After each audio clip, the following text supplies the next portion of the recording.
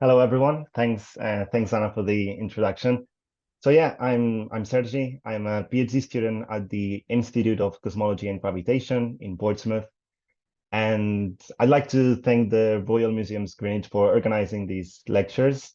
And I would also like to thank everyone in the audience for deciding to spend the Friday evening learning about science. I really hope it's going to be worth it. Um, yes, before we begin, maybe I give you a warning. I'm in Japan now, so it's 3 a.m. for me now. So I apologize if at some point my brain is a bit slow, but I'll do my best. So yeah, we'll be talking about gravitational waves, which are these incredible things that were predicted more than 100 years ago. But we've only started detecting them around 10 years ago. And since then, they have completely revolutionized the ways we have of understanding the universe. And yeah, it's very exciting to be a physicist today and be able to work on topics such as gravitational waves. And whenever we step back from the day-to-day research and look at the big picture, so like I was doing to prepare for this talk, you realize how mind-blowing the things that have been accomplished are. And I really hope I can transmit to you today this fascination that we physicists have for gravitational waves. So yeah, however, before we start talking about gravitational waves, we'll need to talk about gravity. So we'll try to answer this question. So what is gravity? How have we understood it throughout history? How do we understand it today? What predictions can we make? And then we'll also touch on a few aspects of waves, and it will be very brief, but we will, yeah, try to see what waves are and what are some physical examples of waves that we find in nature. And then with these two ingredients, we'll be able to answer all of these questions. So yeah, what are gravitational waves? How are they generated? When were they discovered? How do we detect them? How many have we seen? Why do we think they are so exciting? What can we learn about the universe from them? And also, what does the future look like? And I realize I might have been a bit optimistic in the amount of content that I've tried to put in this, and I hope that we can get through all of it. But we'll see. And yeah, as I said, if you have any questions, I think there's a Q&A answer, so please put them there, and yeah, I'll do my best to answer them at the end. Right. So gravity. So what is gravity? Everyone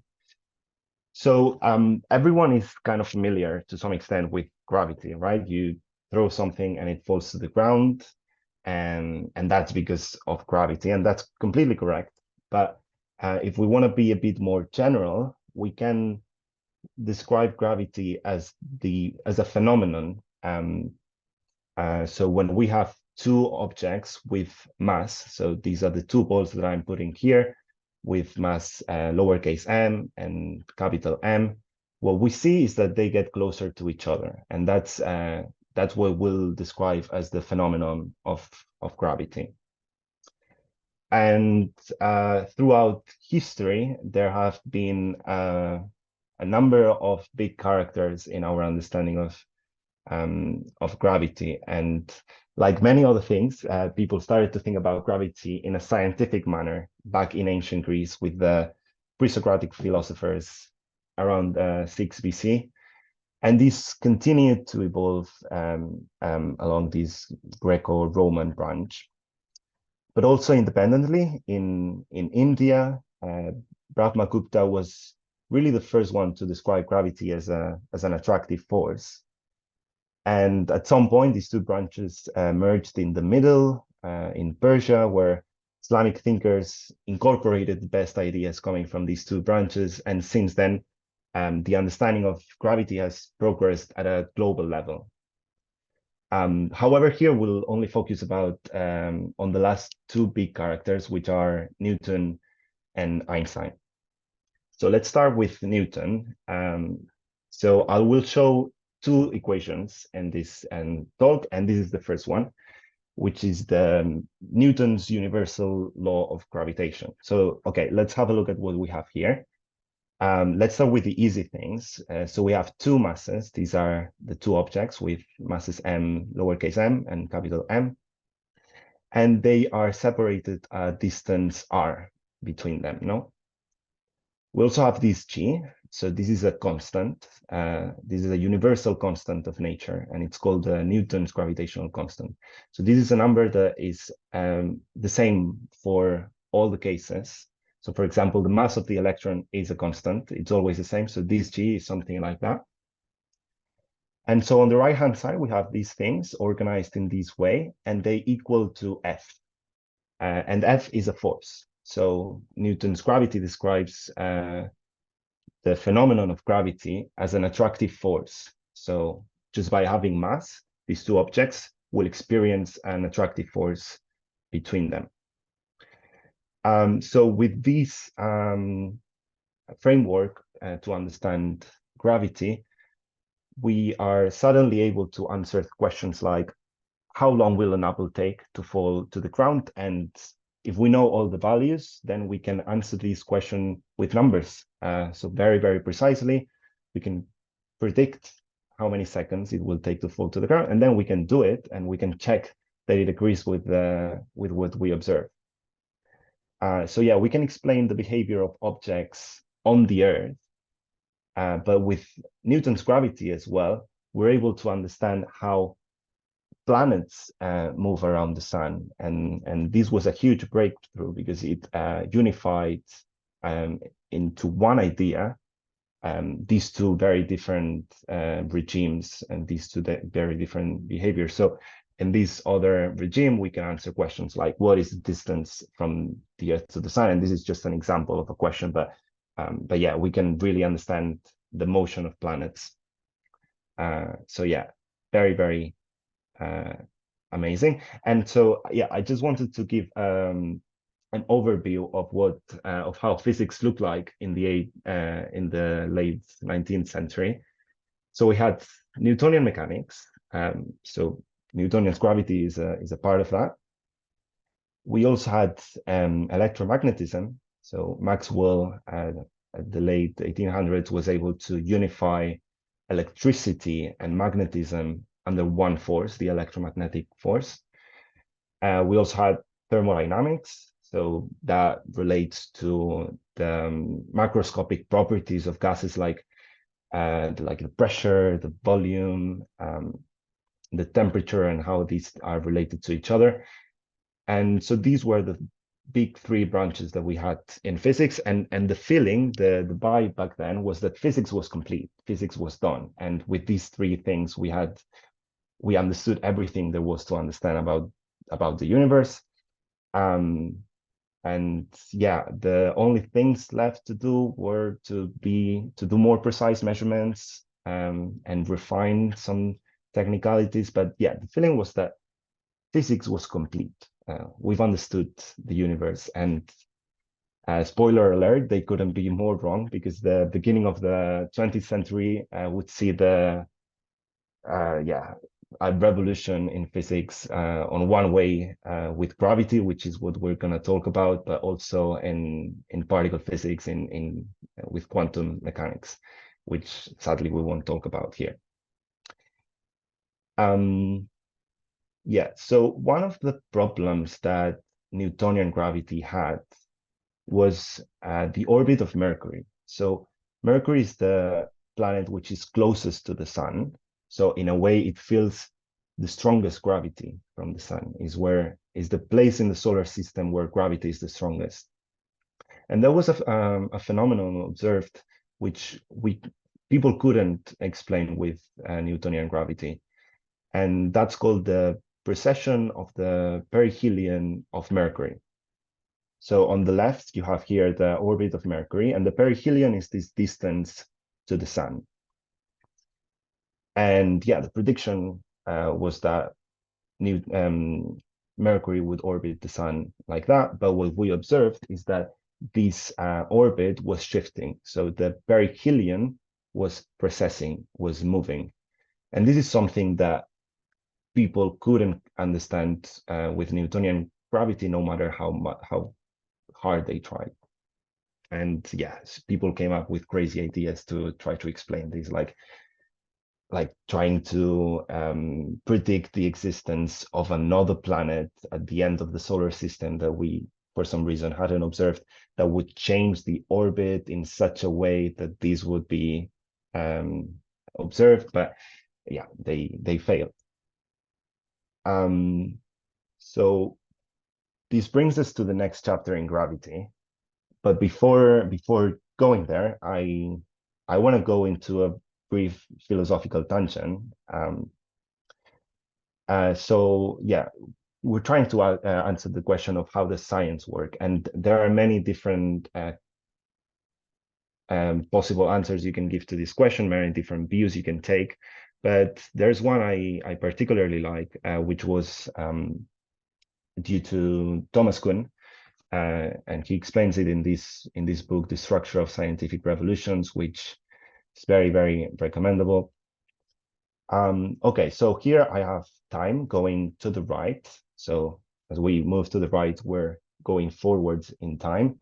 And the y-axis I call the body of knowledge. So that represents the amount of knowledge that we have, how much we know about the universe. And so science works with a paradigm. So a paradigm is a framework, a theory that allows you to do what Kuhn called normal science. So yeah, paradigm gives you the tools you need to answer questions. It gives you the techniques you need to use. It also gives you questions to answer. And that's what scientists do. No, they expand the framework, they apply it to many different cases, and science grows, the body of knowledge grows. And that's what most scientists ever do, work on normal science.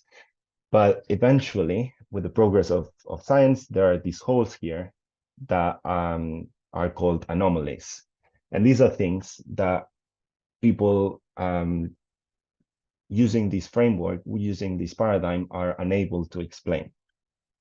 So things like the precession of the perihelion of Mercury's orbit. And so then what happens is that we have a scientific revolution. This is a new idea that completely breaks the old paradigm, and it introduces a new paradigm. So this paradigm, if it's the good one, it will explain everything that the first paradigm was able to explain.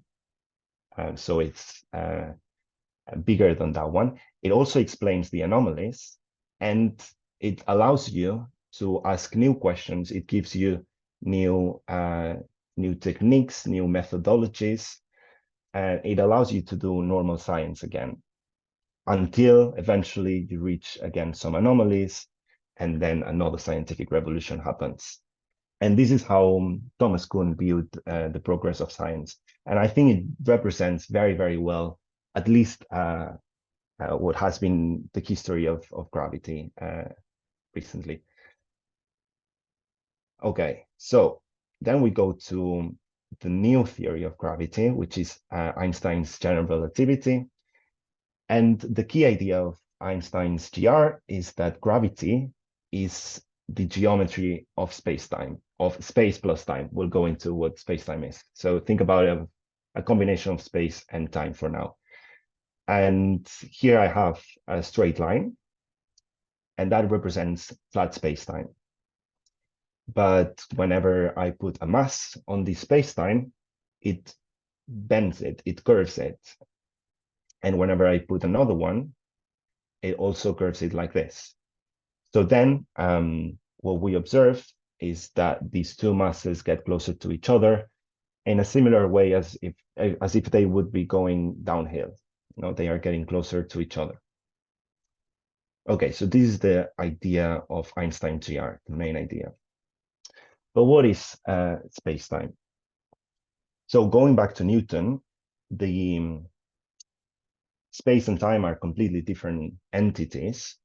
Space is the three dimensions that we live in. So up, down, left, right, forwards, backwards.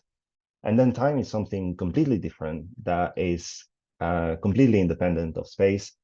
And more importantly, it is universal. It is the same for everyone. So now for me, it's 3 a.m. in Japan. For you, it's 6 p.m. or 7, wherever you are. But we can agree on the concept of simultaneity. We can agree that I'm talking and you're listening at the same time. And this is completely broken in GR. So the concept of simultaneity is no longer a universal thing. And space and time are, as the name says, they are relative. They depend on the observer in many different ways, and your time will be different than my time, and things like that. So that's what I'm trying to represent by this cubed, which is being curved. So another example of space-time is this one. So this is the space-time of a black hole. So on the edges, going to infinity, you see that it's mostly flat, but then the black hole is at the center, and you can see that as you get closer to the black hole, the space-time becomes more and more curved, and it eventually goes to this final point, which is called the singularity, which is also something that we don't understand very well.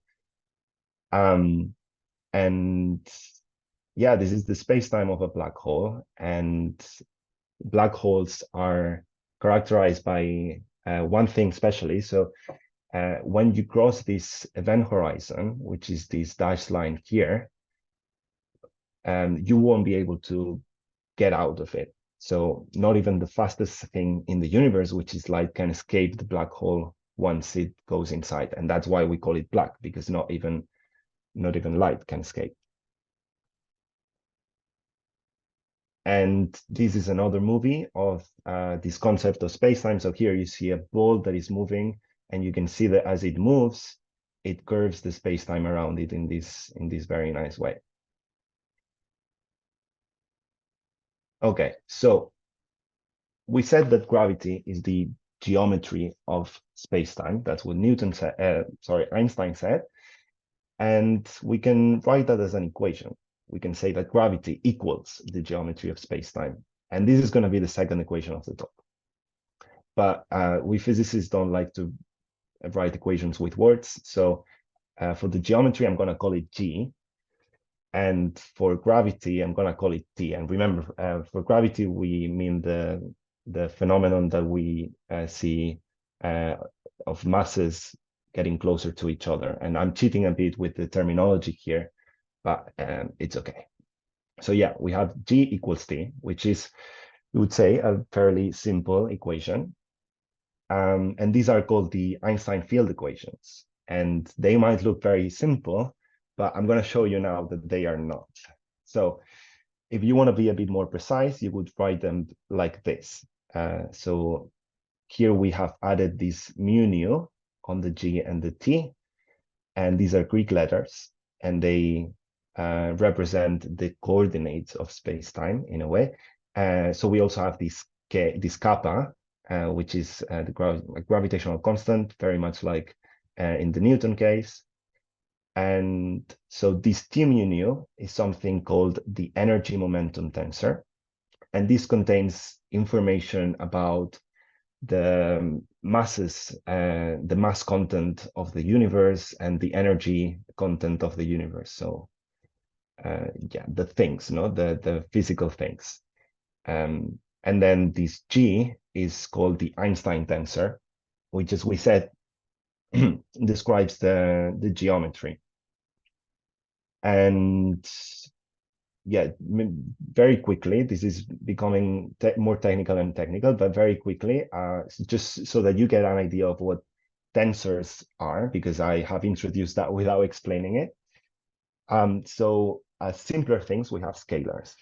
So if you imagine the room where you are as kind of the space-time, a scalar field would be something like the temperature. So at every point in the room, you will have a number associated to the temperature. No, so here it's, I don't know, 20 degrees. Here it's 19 degrees. So a number at every point. Then we have vectors. So if instead of thinking about temperature, you think about, for example, airflow, at every point in this room, there will be a vector associated with the airflow that tells you the magnitude, so how big, and also the direction. You know, it will point in a specific direction. And I have 4 components here because we're talking about space-time. So it's space 3 plus time 1. So, okay, the tensor or the 2 tensor would be something like a matrix. So at every point, we have something like this. So a combination of numbers arranged like this. Okay, so Einstein field equations. So the one way we can go is from the right to the left. So on the right, we have matter. And then the presence of matter is curving the space-time. So as we said, for example, we put a black hole there in the space-time and it curves the space-time. So the matter generates this curvature. But then also we can go the other way around. And because we now have a curved space-time, if we put more masses there, they will follow trajectories in this curved space-time. So for example, imagine you have the black hole, you put a smaller mass there, and depending on how you put it, it might start orbiting the black hole, and that would be because the curvature of the space-time is telling it to go in that specific way. Okay, so I said I wanted to show you how complicated these equations are, and yeah, I think it will be interesting to see. So the G mu nu, this is the Einstein tensor. We said this is the what encodes the geometry of the spacetime, and we can write it also like this on the right-hand side with these R's. These are the Ricci tensors and scalars, and then we have this G, which is called the metric tensor. So this G is really what describes the spacetime. But then with these R, we can also write it with these what are called Christoffel symbols, or they are gamma, capital gamma letters. And yeah, it starts getting more and more complicated. But we can also write these gammas in terms of the G's. And at this point, it was too long for me to write, so I used the computer to write it. And you can see that it's getting longer and longer, but this is nothing compared to what's coming, because we can also expand these G's in some ways. And remember, this is a 2 tensor, so we can expand it and write it as the matrix. And here the computer was saying, okay, this is too long for you to read, so I'm just gonna compactify it here. So for example, in the first term, there's 200 things. And yeah, and lots of these ones have many, many more things inside. So this is a very, very mathematical and technical theory, but it describes the universe, like it or not. And with it, we have been able to make some predictions that were completely new. So first of all, as we mentioned, with this, we can explain exactly the orbit of Mercury. We can solve that problem. We can solve that anomaly. And that was one of the first tests that GR passed. And it was really amazing that it was able to give the exact number that was measured, which, by the way, was very, very tiny. But there are also lots of different phenomenology that we can predict with this theory. So light being deflected by gravity, this is something called gravitational lensing, and it's used in science in many different ways now. Black holes, we already mentioned. We can also explain the expansion of the universe. So this theory not only works on the solar system by explaining the orbit of Mercury, but it also works at the big, big scale level. No, it explains the evolution of the universe as a whole. So that's pretty incredible as well. And another thing completely new was these gravitational waves, right? So that's what we're going to talk about.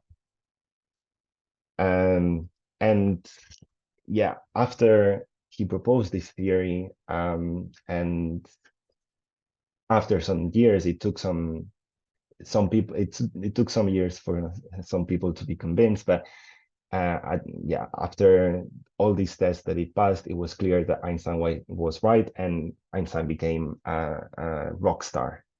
And it appears in art, in stamps as well. And yeah, there's many funny anecdotes. In 1923, Einstein did a world tour, so very much like a rock star. He visited China, Japan, Singapore, Palestine, and Spain, and he was giving lectures, and people would pay the equivalent of £100 to attend one of these lectures and listen to him, even though they probably wouldn't understand anything. But yeah, he was really super famous back then. Okay, so let's move to the second very short part of the talk. So let's describe what we mean by waves. So the definition of waves is a disturbance in a medium that propagates. And waves are characterized by a number of things, but two of the key things is something called the amplitude of the wave. So that's how tall the peaks are and how low the valleys are. So how tall the wave is, and the frequency. The frequency of the wave tells us how compressed these waves are, no? So how many peaks per second we have. And waves are everywhere in nature. So a few examples: sound waves. So sound is a wave that propagates through air. So I talk and I move the molecules near my mouth, and this moves the molecules next to them, next to them, next to them, until they reach someone's ears, and they move the ears, and then we can hear them. So yeah, and I've put here the cover of Arctic Monkeys because I couldn't find a better picture. Yeah, so sound waves are one example. Also, surface waves, or the waves that you see in the sea, for example. So yeah, I put here the Great Wave of Kanagawa, which is a very nice painting. Another kind of waves. There's also light waves. So light behaves as a wave as well. And the medium through which it propagates is the electromagnetic field. So another kind of wave. Seismic waves as well. Oops. So yeah, earthquakes are also waves of the earth itself. And finally, what interests us here are gravitational waves, which are waves in the space-time itself. So these, yeah, the give is, yeah. So the Einstein's theory of general relativity said that, well, we have this entity now called space-time, and one of the key things is that space-time is dynamical, meaning that it changes, it moves, it warps, it curves, and it can also behave as a wave. Okay, so let's finally get into gravitational waves. So we have the two masses like before, and so if I put them just like that, they would get closer to each other. But if I give them some velocity represented by these arrows, they will start orbiting each other. And this orbit will generate gravitational waves, which are these ripples in space-time itself. And here I'm showing the animation again in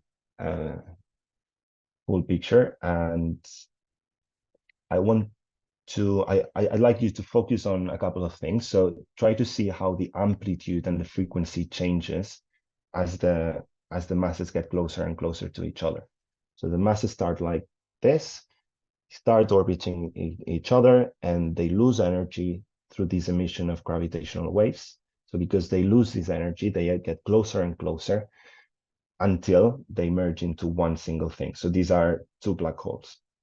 And just to give an example, if these black holes were, for example, 36 and 29 solar masses each, so 36 times the mass of the sun, the final black hole that they would form would be around around 62 solar masses. And if you add these numbers up, you'll see that there's 3 solar masses missing there. And these 3 solar masses are the energy that is being emitted in gravitational waves. So this event produces an energy which is equivalent to 3 solar masses, which is very, very energetic. Yeah, so I said I wanted you to have a look at how the amplitude changes and the frequency changes. And if you have, you would agree that it looks something like this. And people usually divide this waveform into 3 stages. So first of all, we have the in spiral. And this is when the 2 black holes or the 2 objects are far apart and they are orbiting each other, and they produce this gravitational wave, which, as you see, is increasing in amplitude and also increasing in frequency until they come to the merger, which is the point of contact when the 2 black holes meet each other and they connect. And after that, we have something called the ring down, which is when this final black hole is still perturbed, but is settling down into a final static stage. Okay, so this is how the waveform looks like. And when gravitational waves meet with masses, the effect that they have is something like this. So if we have a ring, a circle of masses arranged like this, and a wave is going through to the screen directly, they will have this effect on the masses. They will stretch and compress in opposite ways, and they have these 2 ways of doing it, with the plus and the cross, and these are called polarizations. So if instead of masses we have the Earth, this is shown in this movie. Is it working? Yeah. So yeah, as the movie says, this is vastly exaggerated, but if you exaggerate it, this is what the Earth would feel like or would do when a gravitational wave passes through it, which is, yeah, it will wobble in this way. But yeah, this is very exaggerated, and to show how exaggerated this is, we can have a look at this other movie. So this is an atom. So the red thing here around is the electron cloud, and you see this thing, which will, once I play it, it will start orbiting. So these represent the electron. And then at the center, so the atom is mostly empty space, but at the center, you'll have the nucleus, which is made of protons and neutrons. And the movie will show the effect on the distance that a gravitational wave has. So we start with the atom. This is 10 to the minus 10 meters, or 1 Armstrong. And we start zooming into the nucleus. And you see the effect that a gravitational wave has. So it changes this distance, 4 times 10 to the minus 18 meters. So the effect it has is tiny, tiny, tiny. So of course, we don't feel them when they come to us. There are many other things that have way, way bigger effects. Yeah, this is really just changing a very, very small fraction of the diameter of a proton. So the effect is tiny. But what's more incredible is that we have measured this, and this very, very tiny effect, people have come up with super clever ways of detecting it.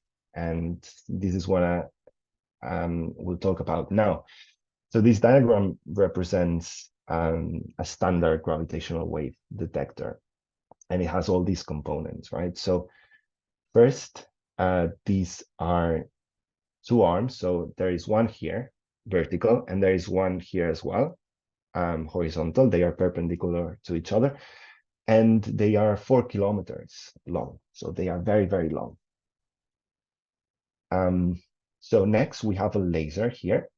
So this is a laser which is shooting out in this direction. So the light from the laser goes here and it meets this diagonal line, which is a beam splitter.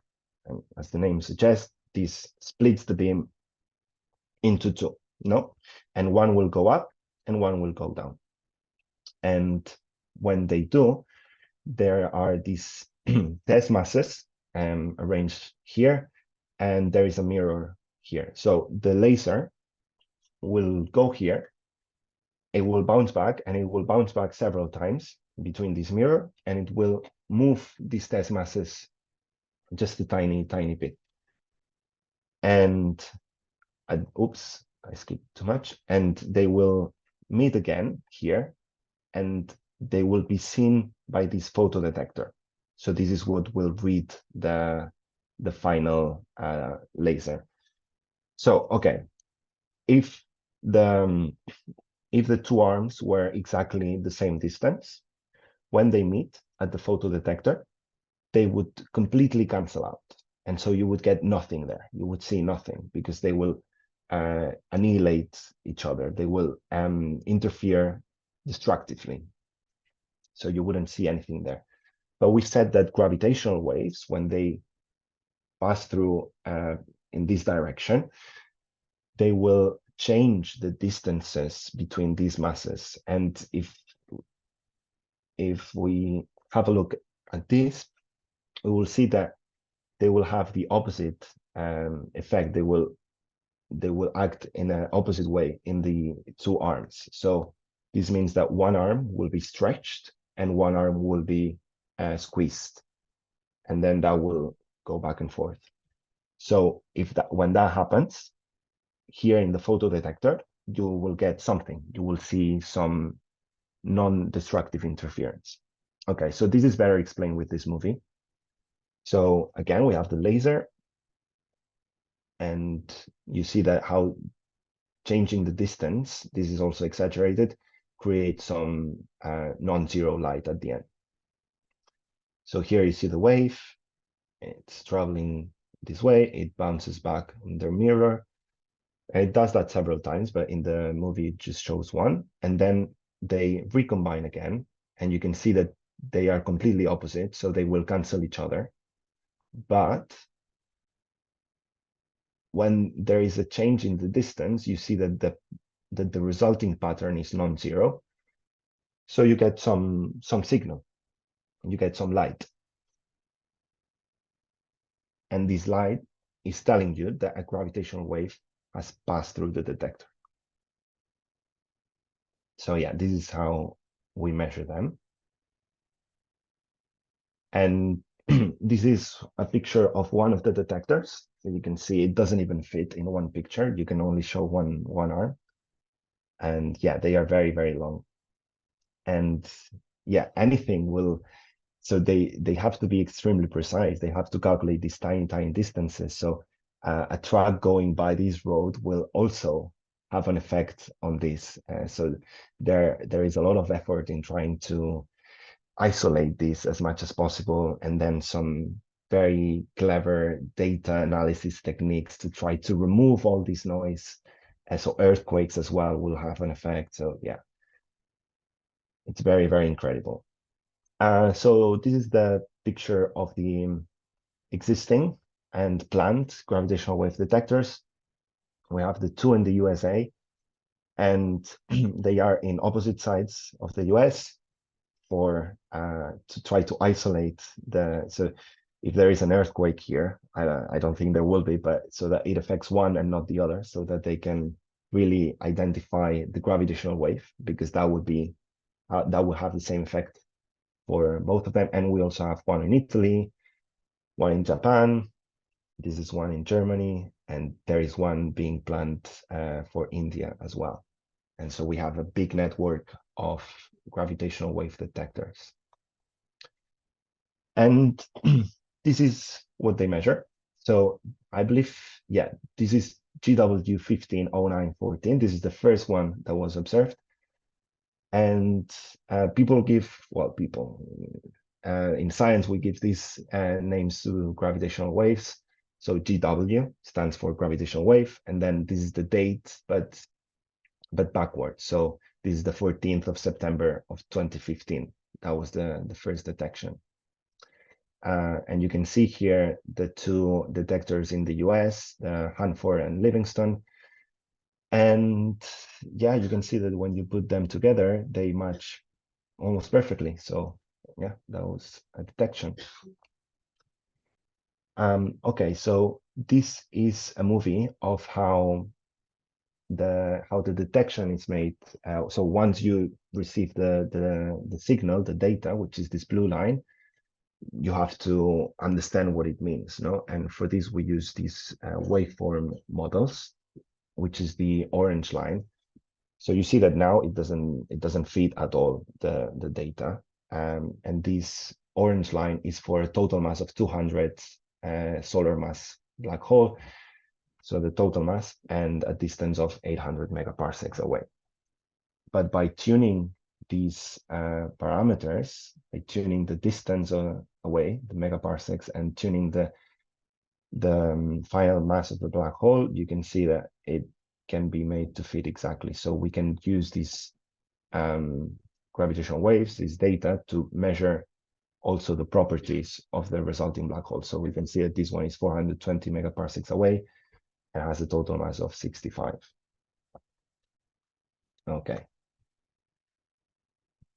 How am I doing with time? Or I think I need to rush a bit. But yeah, so this was in the news, and yeah, it was an amazing discovery that then earned the Nobel Prize. So it appeared in the news. It was a big, very, very big. This is a map of all the gravitational waves that we have observed. You can see here that there's two objects that then combine into one. So these are all the binaries that we have observed in this very nice picture. And yeah, so this is a very recent infographic by ESA, the European Space Agency, to celebrate that it has adopted this thing in the middle, the LISA mission. So this is something that will be built in 2035, I believe, and it will be in space. So it will measure gravitational waves, sorry, of a very different types of supermassive black holes. And we also have pulsar timing arrays, which are very different sources of gravitational waves that were also measured earlier this year, or last year, I think. Yeah, 2023. So this is what LISA will be. So it will be this network of 3 detectors, 5 million kilometers apart, orbiting around the sun like this, and they will measure completely different, well, not completely different, but gravitational waves with different properties. So there will be a lot of science that will be able to do with this.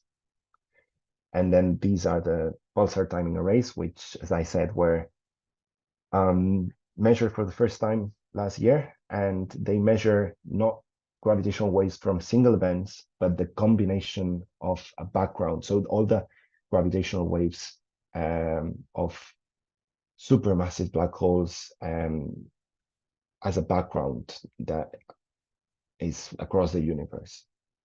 So these pulsars are neutron stars, which are very rapidly rotating, and they emit light in this direction. So they act like lighthouses, and we can measure very precisely the time that it should take for these lighthouses for these bursts of light to come across the Earth. but gravitational waves change that by a tiny amount. So by measuring that, we can also detect gravitational waves in this way. Okay, so for the last, I'll try to spend just a couple of minutes on these last things. There are a lot of things that we can do, and we are doing with gravitational waves. As I said, they open a new window into understanding the universe. So there is a lot of science that can be done. One example is this: we can investigate the nature of dark matter and dark energy. These are components of the universe that we don't know much about their nature, and they represent the majority of the contents of the universe. So this 5% is everything that we know. So like tables and the earth and the sun and ordinary matter, and all the rest are things that we don't understand. So we can use gravitational waves to do that. We can also use gravitational waves to learn about the properties of black holes and neutron stars. Yeah, so learn about neutron stars are very complicated things, and we don't understand what happens, especially inside of them. So we can use gravitational waves to try to learn a bit about that. And black holes, there are many ideas of modifying black holes, which we are now able to test with gravitational waves. Also test whether general relativity is the final theory of gravity, or there might be something beyond general relativity which explains more. So we can test these new ideas of gravity with gravitational waves. They will have distinct features in the waveforms. And we can also learn about cosmology. We can measure the expansion of the universe with gravitational waves. And we can learn about the early universe with gravitational waves, because we might be able to detect gravitational waves coming from way back in the beginning, at the beginning of the universe. Okay, so if you're interested on any of these, you can ask me, but I will end here. So yeah, thank you very much. And yeah, I hope you enjoyed it.